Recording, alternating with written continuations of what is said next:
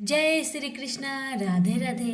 नमस्कार दोस्तों, स्वागत है आप सभी का हमारे YouTube चैनल पर। ओम नमः भगवते वासुदेवाय नमः। प्यारे भक्तजनों, आज आप सभी सुनेंगे कार्तिक माह में सुनी जाने वाली 5 पुण्य फल देने वाली कथा। आपसे निवेदन है कि कथा को पूरा सुनिए। अगर कथा अच्छी लगे तो कमेंट बॉक्स में लक्ष्मी नारायण की जय अवश्य लिखें। इस वीडियो को ज्यादा से ज्यादा शेयर करें। तो आइए शुरू करते हैं कथा। पहली कथा है विष्णु जी की 3 पत्नियों की कथा। विष्णु भगवान की 3 पत्नियां थी, लक्ष्मी, सरस्वती और गंगा। तीनों बड़ी गुणवती और सौम्य हृदया थी, पर तीनों की अलग अलग प्रकृति थी। तीनों भगवान विष्णु के प्रति मन में अनन्य प्रेम रखते थे। स्वयं विष्णु भगवान भी तीनों को अनन्य प्रेम करते थे। भगवान विष्णु ने अपनी तीनों पत्नियों को समान अधिकार प्रदान कर रखा था। तीनों बड़ी स्वतंत्रता के साथ अपने अपने अधिकारों का उपभोग कर रही थी, पर प्रकृति की भिन्नता के कारण सरस्वती के मन में संदेह पैदा हो उठा कि विष्णु मेरी अपेक्षा गंगा को अधिक प्रेम करते हैं। जब संदेह उत्पन्न हो गया तो ईर्ष्या भी पैदा हो उठी। सरस्वती गंगा से जलने लगी। बात बात में उन्हें खरी खोटी सुनाने लगी। गंगा कुछ बोलती नहीं थी, वे चुपचाप सुन लिया करती थी। लक्ष्मी को सरस्वती का व्यवहार अच्छा नहीं लगा। उन्होंने अवसर पाकर सरस्वती से कहा, बहन सरस्वती, तुम जब देखो गंगा को खरी खोटी सुनाती रहती हो। तुम यह अच्छा नहीं कर रही। मेरी बात मानो, गंगा को जली खोटी सुनाना बंद कर दो। पर लक्ष्मी की नेक सलाह सरस्वती को अच्छी नहीं लगी। उनके हृदय में ईर्ष्या की आग जल रही थी। उन्होंने सोचा कि लक्ष्मी गंगा का पक्ष ले रही है, अतः उनके हृदय की आग और भी अधिक भड़क उठी। वे क्रोध भरे स्वरों में बोली, लक्ष्मी, तुम गंगा का पक्ष लेकर मेरा अपमान कर रही हो। मैं इसे सहन नहीं कर सकती। मैं तुम्हें श्राप देती हूँ, तुम नदी बनकर धरती पर प्रवाहित हो जाओ। लक्ष्मी बड़ी शांत प्रकृति की थी। वे सरस्वती के श्राप को सुनकर भी शीतल बनी रही।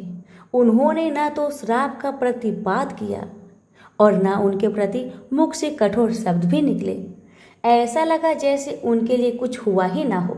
पर गंगा को सरस्वती का श्राप अच्छा नहीं लगा। वे सरस्वती के श्राप को सुनकर उत्तेजित हो उठी और क्रोध भरे स्वरों में बोली, सरस्वती, तुमने लक्ष्मी को श्राप देकर बड़ा अनुचित कार्य किया है। वे तो तुम्हारे श्राप को सुनकर चुप रही, पर मैं चुप नहीं रह सकती। मैं तुम्हें भी श्राप देती हूँ, तुम भी नदी बन जाओ और धरती पर जाकर प्रवाहित हो। यह सुनकर सरस्वती के मन की आग और भी अधिक भड़क उठी। वे क्रोध भरे स्वरों में बोली, मैं तो नदी बन जाऊंगी, पर तुम भी बैकुंठ में नहीं रह सकती। मैं भी तुम्हें श्राप दे रही हूँ, तुम भी नदी बन जाओ और धरती पर जाकर प्रवाहित हो। इस प्रकार भगवान विष्णु की तीनों पत्नियां कलह और ईर्ष्या के कारण एक दूसरे को श्राप देकर दुख का शिकार बन गई। यह सुनकर भगवान विष्णु को बड़ा दुख हुआ। उन्होंने अपनी पत्नियों से कहा, तुम तीनों ने ईर्ष्या के कारण एक दूसरे को श्राप देकर अच्छा नहीं किया। तुम तीनों ने स्वयं अपने लिए दुख को निमंत्रित किया है। अपने ही हाथों से अपना घर को जलाया है। विष्णु की भर्त्सना से तीनों पत्नियां बड़ी दुखी हुई। वे दुख प्रकट करती हुई विष्णु से क्षमा याचना करने लगी। विष्णु ने कहा, तुम तीनों ने एक दूसरे को श्राप दिया है। श्राप के अनुसार तुम तीनों को नदी बनना ही पड़ेगा। नदी बनकर धरती पर जाना ही पड़ेगा। यह सुनकर लक्ष्मी का मन दुख से भर गया। उन्हें विष्णु का वियोग एक क्षण भी सहा नहीं जा रहा था। वे अपने प्राणों को आंसुओं के रूप में बहाती हुई बोली, प्रभु, मुझ पर दया कीजिए। मैं एक क्षण भी आपके बिना नहीं रह सकती। कोई ऐसा उपाय बतलाइए जिससे मुझे आपसे अलग ना होना पड़े, धरती पर ना जाना पड़े। विष्णु ने कहा, लक्ष्मी, तुम्हें धरती पर जाना ही पड़ेगा, किंतु तुम्हारे हृदय में कपट और ईर्ष्या का भाव नहीं है, अतः तुम मुझे बहुत प्रिय हो। तुम्हें मुझसे अलग नहीं होना पड़ेगा। तुम अर्ध शक्ति से मेरे पास रहो और अर्ध शक्ति के रूप में पद्मावती नदी के रूप में धरती पर जाकर बहो। धरती पर शंखचूड़ नामक एक राक्षस उत्पन्न होगा, वह मेरा ही अंश होगा। तुम तुलसी के रूप में उसकी पत्नी बनोगी। तुम तुलसी के रूप में सदा विष्णु प्रिया बनी रहोगी और जन जन से आदर पाओगी। गंगा को भी भगवान विष्णु से अलग होने का बड़ा दुख था, अतः उन्होंने भी आश्रु नयन निवेदन किया, प्रभु ऐसा कोई उपाय बताए जिससे मैं आपसे अलग ना हो। विष्णु भगवान ने कहा, गंगे श्राप बस तुम्हें भी धरती पर जाना ही पड़ेगा।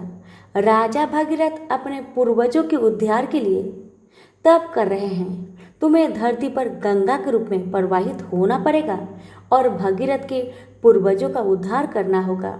तुम भगीरथ के पूर्वजों का उद्धार करके समुद्र में मिल जाओ। समुद्र मेरा ही रूप है, अतः तुम सदा मुझ में ही रहोगी। तुम स्वर्ग से उतरने पर शिव की जटाओं में रहोगी। शिव और मुझ में कोई अंतर नहीं है। इस रूप में भी तुम सदा मुझ में ही रहोगी। सरस्वती चुपचाप विष्णु की बातें को सुन रही थी। अंत में भगवान विष्णु ने सरस्वती की ओर देखा और कहा, सरस्वती तुम अपने अर्ध गुणों से नदी बनकर बहोगी और अर्ध गुणों से ब्रह्मा की पत्नी बनोगी। श्राप का फल तुम्हें भी भोगना ही पड़ेगा। सरस्वती बोली, भगवान आप तो भेद विभेद रहित है, फिर आप लक्ष्मी और मुझ में भेद क्यों कर रहे हैं? आपने लक्ष्मी को तो अपने पास ही रहने की अनुमति प्रदान की, पर मुझे आप सदा के लिए अलग कर रहे हैं। विष्णु बोले, सरस्वती किसी को भी न तो मैं विलग करता हूँ और न अपने पास रखता हूँ। मेरी किसी में न तो आसक्ति है और न किसी में विरक्ति है। सबको अपने अपने गुणों और कर्मों के अनुसार ही मेरा सहचार्य प्राप्त होता है। लक्ष्मी निष्कपट हृदय की है, वे ना तो किसी से ईर्ष्या करती है ना किसी से वैर रखती है। वे सबसे प्रेम करती है और यही कारण है कि वे सदा मेरे साथ रहती है। पर तुम ईर्ष्या और क्रोध के वशीभूत रहती हो। यही कारण है कि तुम्हें मुझसे अलग होना पड़ रहा है। विष्णु के कथन को सुनकर सरस्वती मौन हो गई। उन्हें ऐसा लगा जैसे विष्णु की कथन का प्रत्येक अक्षर मूर्तिमान बनकर खड़ा हो गया हो। सरस्वती का हृदय पश्चाताप की वेदना से जलने लगा। पर अब क्या हो सकता था? अब तो तीर उनके हाथों से छूट चुका था। जो मनुष्य क्रोध और ईर्ष्या के वशीभूत होकर अपने हाथों से ही अपने घरों में आग लगा लेते हैं, उन्हें सरस्वती की भांति ही पश्चाताप की वेदना में जलना पड़ता है। तो प्रेम से बोलिए, लक्ष्मी नारायण की जय। द्वापर युग में घटित कृष्ण और राधा की कहानियां कौन कौन नहीं जानता। उस वक्त देवताओं में यह चर्चा थी कि राधा ही भगवान कृष्ण की सबसे बड़ी भक्त है। पर इस बात से एक व्यक्ति सहमत नहीं थे और वे थे नारद मुनि। वह अपने आप को ही भगवान कृष्ण का सबसे बड़ा भक्त मानते थे। पर देवताओं में राधा रानी के विषय में चर्चा सुनकर उन्हें जलन महसूस होने लगी थी। नारद मुनि का स्वभाव से भगवान कृष्ण भी अच्छी तरह अवगत थे। एक दिन नारद मुनि कृष्ण भगवान से मिलने द्वारिकापुरी गए थे। उन्हें आता देख भगवान श्री कृष्ण अपना सिर पकड़कर बैठ गए।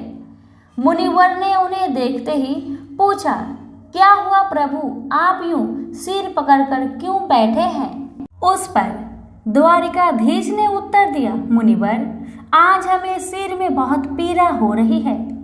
नारद बोले, तो प्रभु इस पीड़ा को मिटाने का क्या कोई उपाय है? कृष्ण ने कहा, हाँ उपाय तो है। अगर मेरा सबसे बड़ा भक्त अपने चरण धोकर उसका चरणामृत मुझे पिलाएगा तो मेरा सिर दर्द पल भर में ठीक हो जाएगा। कृष्ण के मुख से यह उपाय सुनकर कुछ पल के लिए मुनिवर सोच में पड़ गए कि हूँ तो मैं ही सबसे बड़ा कृष्ण भक्त, लेकिन अगर मैं अपने पैर धोकर उसका चरणामृत प्रभु को पिलाऊंगा तो मुझे नरक जाने जितना महापाप लगेगा।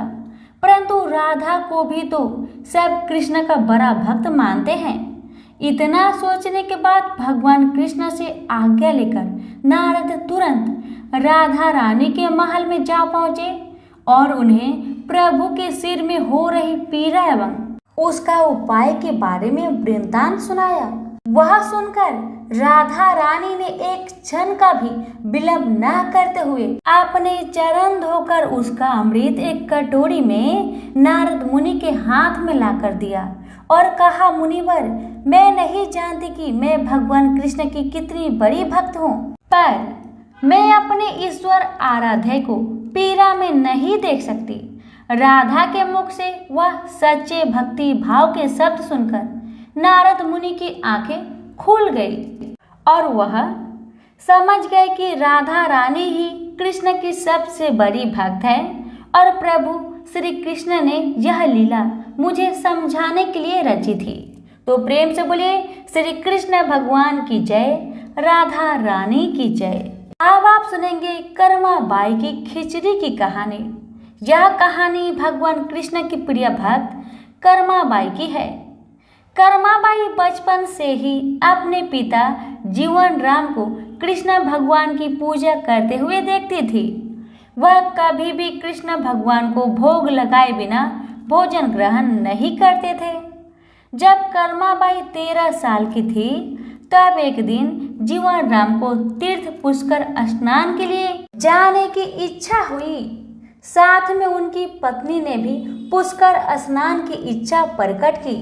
जीवन राम अपनी बेटी को भी ले जाना चाहते थे, लेकिन दुविधा यह थी कि अगर वह सब घर से बाहर चले गए तो श्री कृष्ण भगवान को भोग कौन लगाएगा।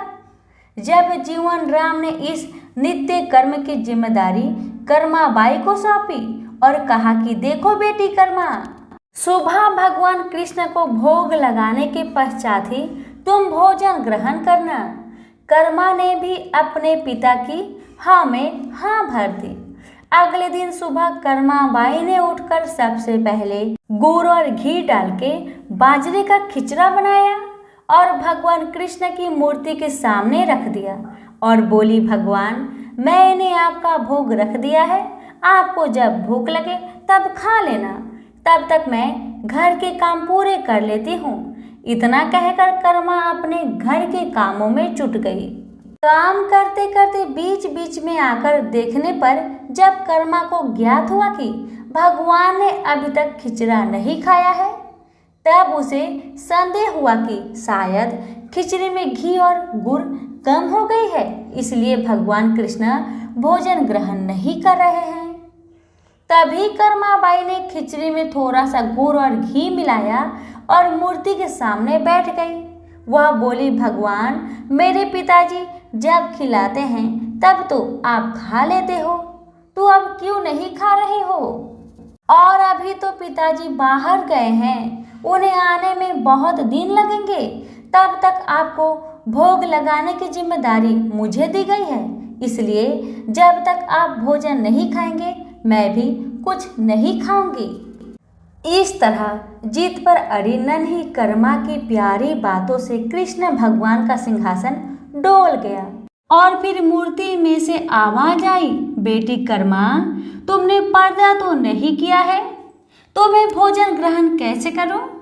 तब कर्मा बाई ने मूर्ति के आगे अपनी चुनरी का पर्दा किया और कुछ ही समय में कृष्ण मूर्ति के सामने रखी खिचड़ी की थाली खाली हो गई। अब कर्मा रोज सुबह सबसे पहले कृष्ण को बाजरे का खिचड़ा खिलाती और बाद में खुद भोजन ग्रहण करती थी। कुछ दिनों बाद घर लौटने पर कर्मा के माँ बाप श्री कृष्ण लीला देखकर दंग रह गए। इस तरह कर्मा बाई ईश्वर कृष्ण की निस्मित भक्त बन गई। अपने जीवन के अंतिम दिनों में कर्मा बाई भगवान जगन्नाथ की नगरी जगन्नाथपुरी में एक कुटिया में बस गई। वहां पर एक दिन कर्मा बाई की कुटिया के सामने एक तेजस्वी कांति वाला बालक आया और उसने कर्मा बाई से कहा, मुझे भूख लगी है माँ, खाने को दो। उस वक्त भी कर्मा बाई अपने भगवान कान्हा के लिए खिचड़ा का भोग लगा रही थी। कर्मा ने उस बालक को भी खिचड़ा खिलाया। इसके बाद से वही बालक हर रोज कर्मा के हाथ का खिचड़ा खाने आता था। यह सिलसिला कई वर्षों तक चलता रहा। वह बालक कोई और नहीं, स्वयं जगन्नाथ भगवान थे।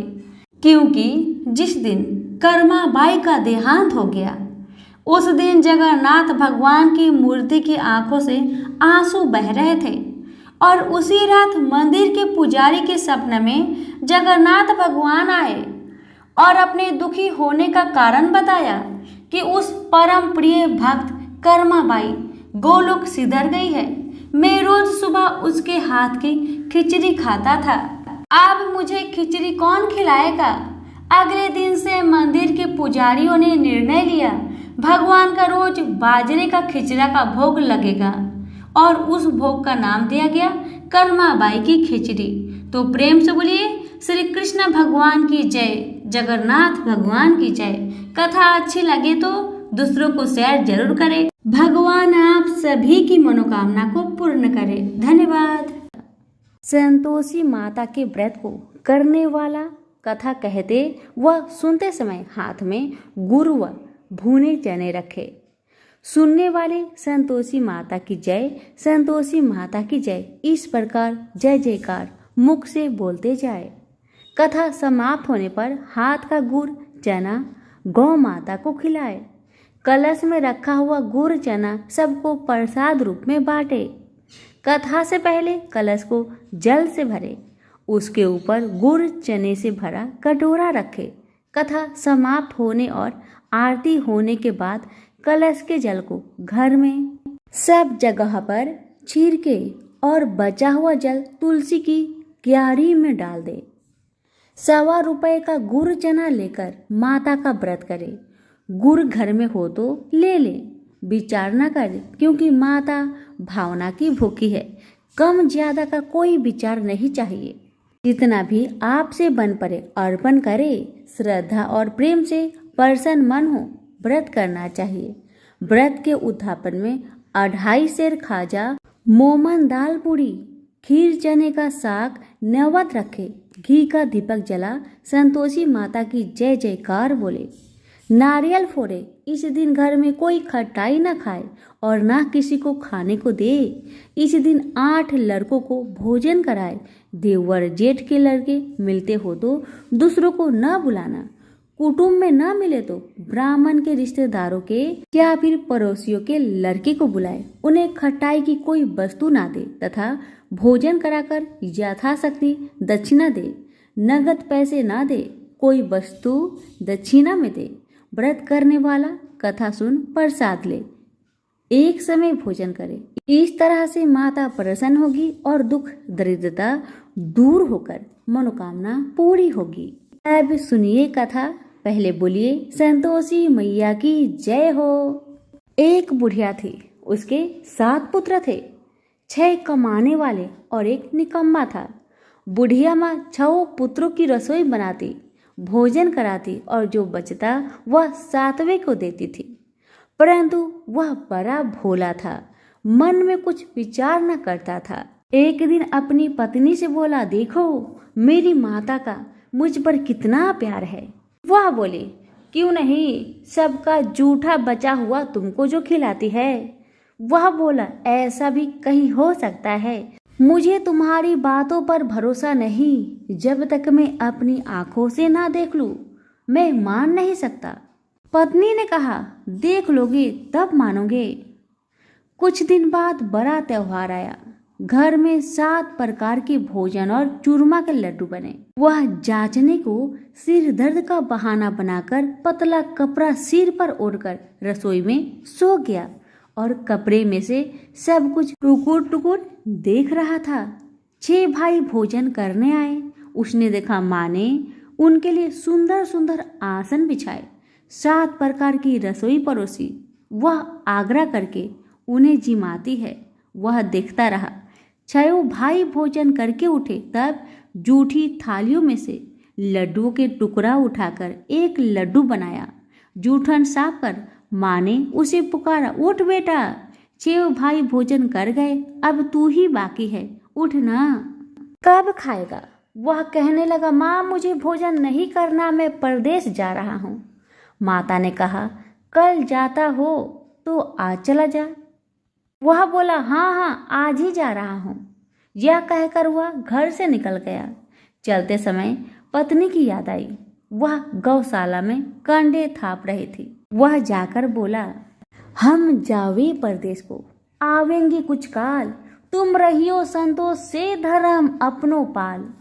वह बोली, जाओ पिया आनंद से, हमरो सोच हटाए, राम भरोसे हम रहे, ईश्वर तुम्हें सहाय।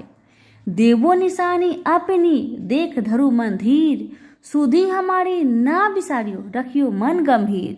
वह बोला, मेरे पास तो कुछ नहीं, यह अंगूठी है, सो ले लो और अपनी निशानी मुझे दे। वह बोली, मेरे पास क्या है, यह गोबर भरा हाथ है। यह कह उसकी पीठ में गोबर की हाथ की थप्पी मार दी।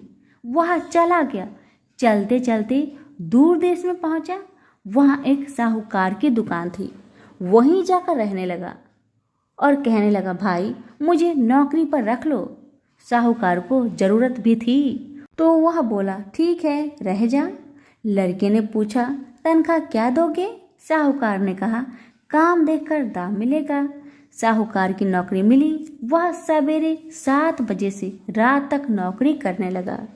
कुछ दिनों में साहूकार का सारा लेन देन का हिसाब, ग्राहकों को माल बेचना, सारा काम करने लगा। साहूकार के 7-8 नौकर थे। सब चक्कर खाने लगे कि या तो बहुत होशियार बन गया। सेठ ने भी काम देखा और 3 महीने में उसे आधे मुनाफे का साझीदार बना दिया और 12 बरस में नामी सेठ बन गया और मालिक सारा कारोबार उसके ऊपर छोड़कर बाहर चला गया। अब उधर पत्नी के साथ क्या होता है उसे सुनिए। सास ससुर उसे दुख देने लगे। सारी गृहस्थी का काम करा के उसे लकड़ी लेने जंगल में भेजते और घर की रोटियों के आटे से जो भूसी निकलती थी उसकी रोटी बनाकर रख दी जाती थी और फूटी नारियल की खोपड़ी में पानी। इस तरह दिन बीतते रहे। एक दिन की बात है, वह लकड़ी लेने जा रही थी कि रास्ते में बहुत सी स्त्रियां संतोषी माता की व्रत करती दिखाई दी। वहीं खड़ी हो वह भी कथा सुन और बहनों से बोली, बहन तुम किस देवी देवता का व्रत करती हो और इसके करने से क्या फल होता है? इस व्रत की करने की विधि क्या है? यदि तुम अपने इस व्रत का विधान मुझे समझाकर कहोगी तो मैं भी तुम्हारा बड़ा एहसान मानूंगी। तब उनसे एक स्त्री बोली, सुनो, यह संतोषी माता का व्रत है। इसके करने से निर्धनता, दरिद्रता का नाश होता है, लक्ष्मी आती है, मन की चिंताएं दूर होती है। घर में होने से मन को सुख, प्रसन्नता और शांति मिलती है। व्रत के दिन घर में खटाई कोई न खाए। यह सुनकर बहू चल दी। रास्ते में लकड़ी बोझ को बेच दिए और उन पैसों से गुड़ चना ले माता के व्रत की तैयारी कर आगे चली गई और सामने मंदिर देख पूछने लगी, यह मंदिर किसका है? सब बच्चे कहने लगे, संतोषी माता का मंदिर है। यह सुन माता के मंदिर में जा माता के चरणों में लौटने लगी। दिन हो विनती करने लगी, माँ मैं निपट मूर्ख हूँ, व्रत के नियम कुछ नहीं जानती, मैं बहुत दुखी हूँ। हे माता जगत जननी, मेरा दुख को दूर कर, मैं तेरी शरण में हूँ। माता को दया आई। एक शुक्रवार बीता कि दूसरे शुक्रवार को ही इसके पति का पत्र आया और तीसरे को उसका भेजा पैसा भी आ गया। यह देख जेठानी मुंह सिकुड़ने लगी। इतने दिनों में इतना पैसा आया, इसमें क्या बुराई है? लड़के ताने देने लगे कि काकी बुलाने से भी नहीं बोलेगी। बेचारी सरलता से कहती, भैया पत्र आवे, रुपया आवे तो हम सबके लिए अच्छा है। ऐसा कहकर आंखों में आंसू भरकर संतोषी माता के मंदिर में आ मातेश्वरी के चरणों में गिरकर रोने लगी। माँ मैंने तुमसे पैसा नहीं, मुझे पैसे से क्या काम है माँ? मुझे तो अपने सुहाग से काम है।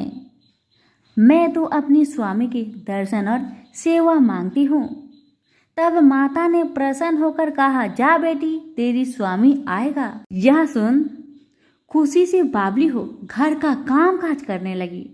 अब संतोषी माँ विचार करने लगी, इस भोली पुत्री से मैंने तो कह दिया तो उसका पति आएगा, पर आवेगा कहाँ से? वह तो इसे सपने में भी याद नहीं करता।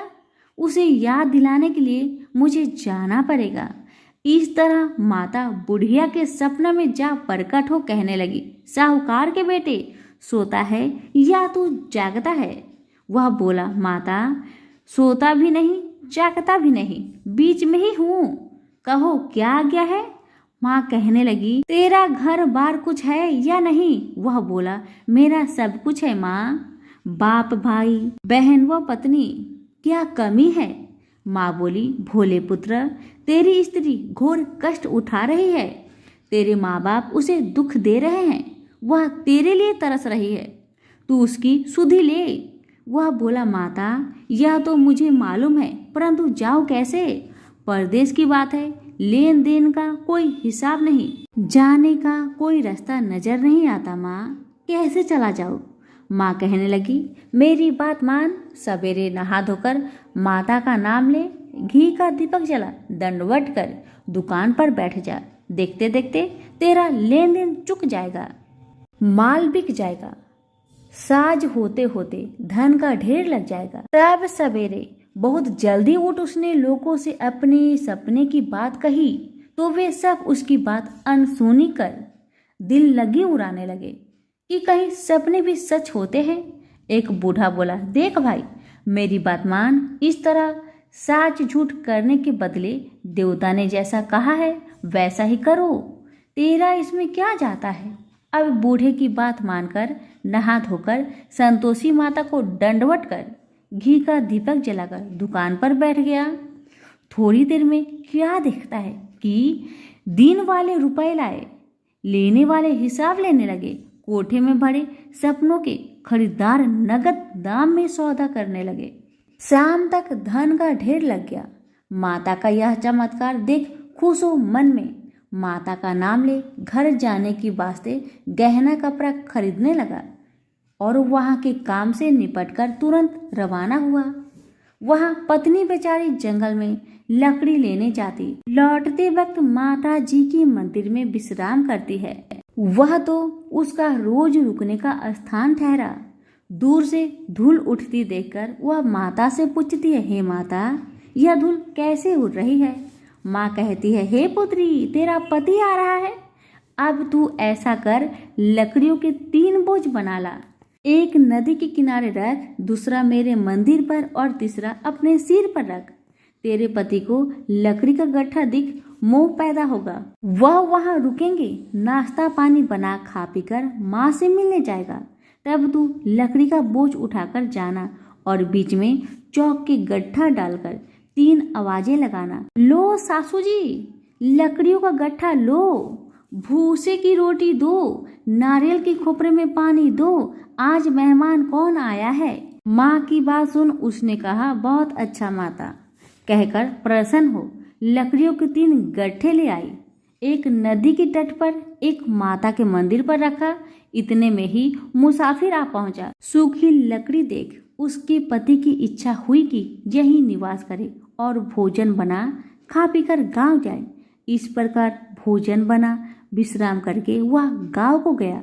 जब वह सबसे प्रेम से मिल रहा था, उसी समय पत्नी सिर पर लकड़ी का गट्ठा लिए आती है। लकड़ी की भारी बोझ आंगन में रखकर जोर से 3 आवाज देती है, लो सासू जी, लकड़ी का गट्ठा लो, भूसे की रोटी दो, नारियल के खोपरे में पानी दो, आज कौन मेहमान आया है? यह सुनकर उसकी सास अपने दिए हुए कष्टों को भुलाने हेतु कहती है, बहू ऐसा क्यों कहती है? तेरा मालिक ही तो आया है, आ बैठ जा, मीठा भात खा, भोजन कर, कपड़े गहने पहन। इतने में आवाज सुन उसका स्वामी बाहर आता है और अंगूठी देख व्याकुल हो माँ से पूछता है, माँ यह कौन है? माँ कहती है, बेटा यह तेरी पत्नी है, आज 12 वर्ष हो गए जब से तू गया है, तब से सारे गांव में जानवर की तरह भटकती रहती है। काम काज घर का कुछ नहीं करती है, 4 समय आकर खा जाती है। अब तुझे देखकर भूसी की रोटी और नारियल के खोपरे में पानी मांगती है। वह लज्जित हो बोला, ठीक है माँ, मैंने इसे भी देखा है और तुम्हें भी देखा है। अब मुझे दूसरे घर की ताली दे दो, उसमें रहूं। तब माँ बोली, ठीक है बेटा, तेरी मर्जी। इतना कहकर ताली का गुच्छा पटक दिया। उसने ताली लेकर दूसरे कमरे में जो तीसरी मंजिल के ऊपर था उसे खोलकर सारा सामान जमाया। एक दिन में ही वहां राजा के महल जैसा ठाट बाट बन गया। अब क्या था, वो दोनों सुखपूर्वक रहने लगे। इतने में अगला शुक्रवार आया। बहू ने अपने पति से कहा कि मुझको माँ का उद्यापन की तैयारी करना है, और इतना कहकर तैयारी करने लगी। जेठ के लड़कों को भोजन के लिए कहने गई। उन्होंने मंजूर किया, परंतु पीछे जेठानी बच्चों को सिखाती है, देखो रे, भोजन के समय खटाई मांगना, जिससे उसका उद्यापन पूरा ना हो। लड़के जीवने आए, खीर पेट भर खाए, परंतु याद आते ही कहने लगे, हमें कुछ खटाई दो, खीर खाना हमें भाता नहीं, खीर देखकर तो हमें अरुचि होती है। बहू कहने लगी, खटाई किसी को नहीं दी जाएगी, यह तो संतोषी माता का प्रसाद है।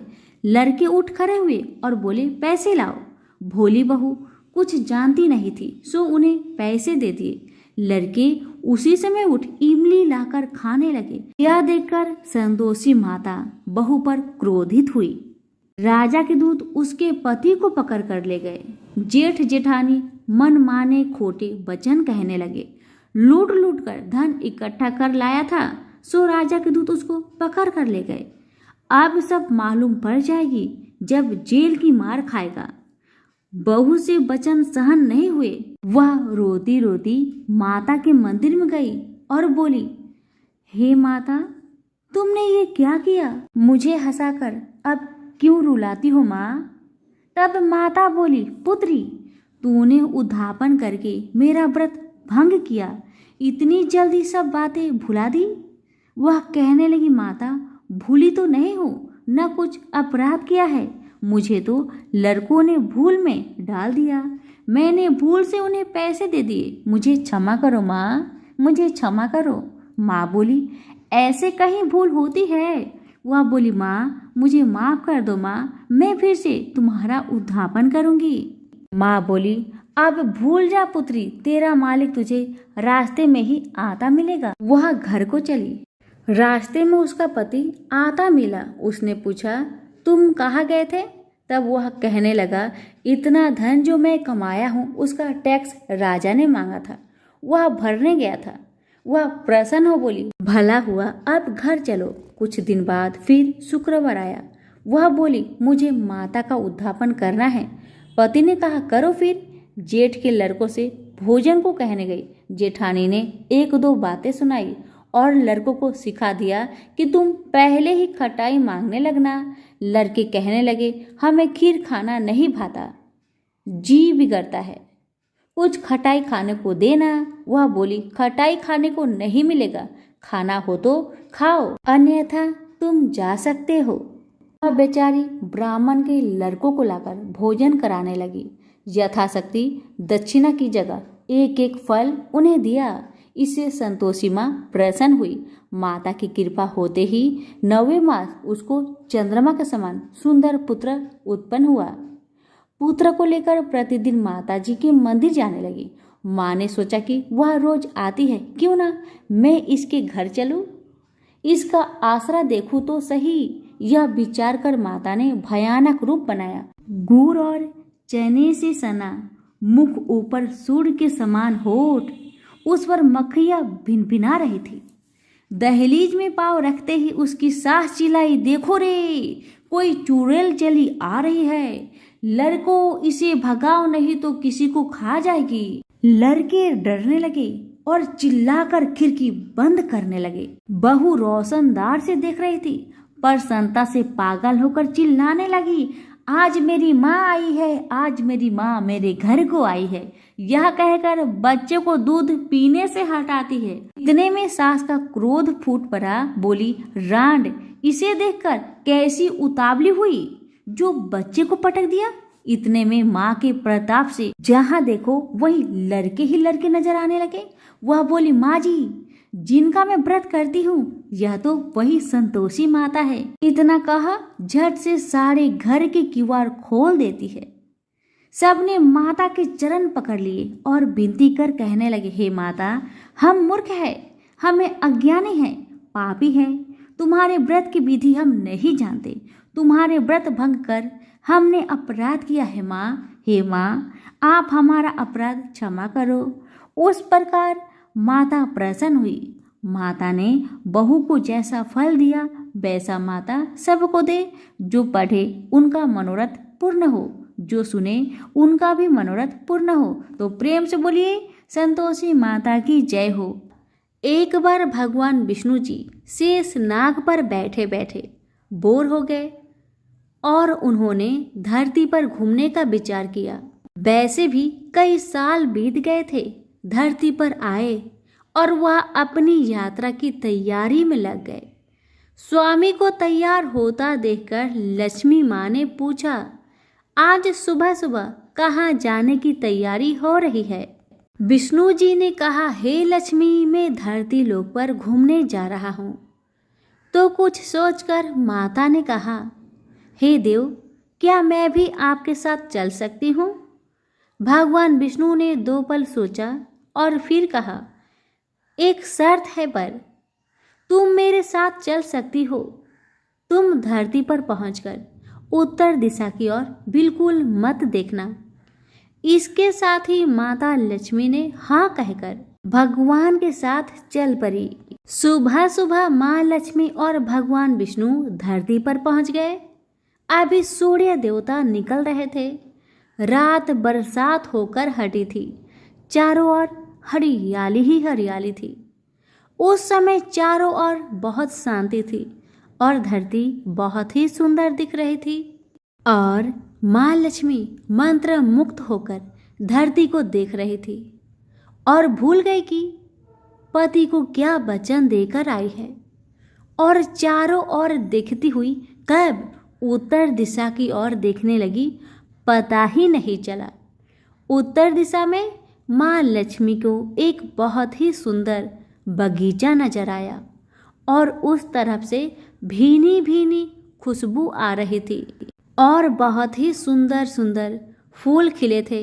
यह एक फूलों का खेत था और माँ लक्ष्मी बिना सोचे उस खेत में गई और एक सुंदर सा फूल तोड़ लाई। लेकिन यह क्या, जब माँ लक्ष्मी भगवान विष्णु के पास वापिस आई तो भगवान विष्णु की आंखों में आंसू थे और भगवान विष्णु ने माँ लक्ष्मी को कहा कि कभी भी किसी से बिना पूछे उसका कुछ भी नहीं लेना चाहिए और साथ ही अपना वचन भी याद दिलाया। माँ लक्ष्मी को अपनी भूल का पता चला तो उन्होंने भगवान से इस भूल की माफ़ी मांगी। तो भगवान विष्णु ने कहा कि जो तुमने भूल की है उसकी सजा तो तुम्हें जरूर मिलेगी। जिस माली के खेत से तुम बिना पूछे फूल तोड़ा है वह एक प्रकार की चोरी है। इसलिए अब 3 साल तक माली के घर नौकर बनकर रहो। उसके बाद मैं तुम्हें बैकुंठ वापस बुलाऊंगा। माँ लक्ष्मी ने चुपचाप सर झुकाकर हाँ कह दी और फिर माँ लक्ष्मी एक गरीब औरत का रूप धारण करके उस खेत के मालिक के घर गई। घर क्या, एक झोपड़ा था और मालिक का नाम माधव था। माधव की बीबी, 2 बेटे और 3 बेटियां थी। सभी उस छोटे से खेत में काम करके किसी तरह से गुजारा करते थे। माँ लक्ष्मी जब एक साधारण और गरीब औरत बनकर जब माधव के झोपड़े पर गई तो माधव ने पूछा, बहन तुम कौन हो और इस समय तुम्हें क्या चाहिए? तब माँ लक्ष्मी ने कहा, मैं एक गरीब औरत हूँ, मेरी देखभाल करने वाला कोई नहीं। मैंने कई दिनों से खाना भी नहीं खाया। मुझे कोई भी काम दे दो, साथ में मैं तुम्हारे घर का काम भी कर दिया करूँगी। बस मुझे अपने घर में एक कोने में आसरा दे दो। माधव बहुत ही अच्छे दिल का मालिक था। उसे दया आ गई, लेकिन उसने कहा, बहन, मैं तो बहुत गरीब हूँ। मेरी कमाई से मेरे घर का खर्च मुश्किल से चलता है, लेकिन अगर मेरी 3 की जगह 4 बेटियां होती तो तब भी मुझे गुजारा करना ही था। अगर तुम मेरी बेटी बनकर जैसा रूखा सूखा हम खाते हैं उसमें खुश रह सकती हो तो बेटी बनकर अंदर आ जाओ। माधव ने माँ लक्ष्मी को अपने झोपड़े में शरण दे दी और माँ लक्ष्मी 3 साल तक उस माधव के घर पर नौकर बनकर रही। जिस दिन माँ लक्ष्मी माधव के घर आई थी, उससे दूसरे दिन ही माधव को इतनी आमदनी हुई, फूलों की कमाई से ही शाम को एक गाय खरीद ली। धीरे धीरे माधव ने काफी जमीन खरीद ली और सब ने अच्छे अच्छे कपड़े भी बनवा लिए और फिर एक बड़ा पक्का का घर भी बना लिया। बेटियों और बीबी ने गहने भी बनवा लिए और अब मकान भी बहुत बड़ा बनवा लिया था। माधव हमेशा सोचता था कि मुझे ये सब इस महिला के आने के बाद ही मिल रहा है। इस बेटी के रूप में मेरी किस्मत आ गई है। माँ लक्ष्मी को आते हुए 2 से 5 साल बीत गए थे, लेकिन माँ लक्ष्मी अब भी घर में और खेतों में काम करती थी।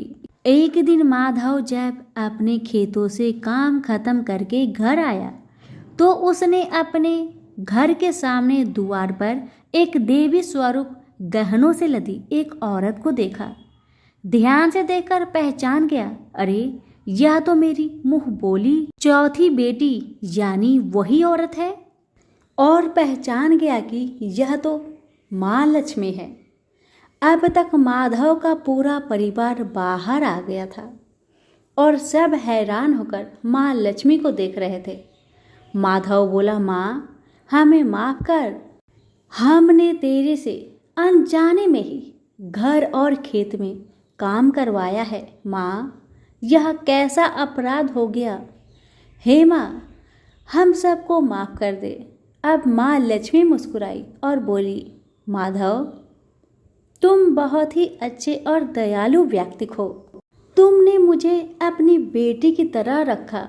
इसके बदले में मैं तुम्हें वरदान देना चाहती हूँ कि तुम्हारे पास कभी भी खुशियाँ की और धन की कमी नहीं रहेगी। तुम्हें सारे सुख मिलेंगे जिसके तुम हकदार हो। और फिर माँ अपने स्वामी के दोबारा भेजे रथ में बैठकर बैकुंठ चली गई। तो प्रेम से बोलिए लक्ष्मी नारायण की जय हो। धन्यवाद।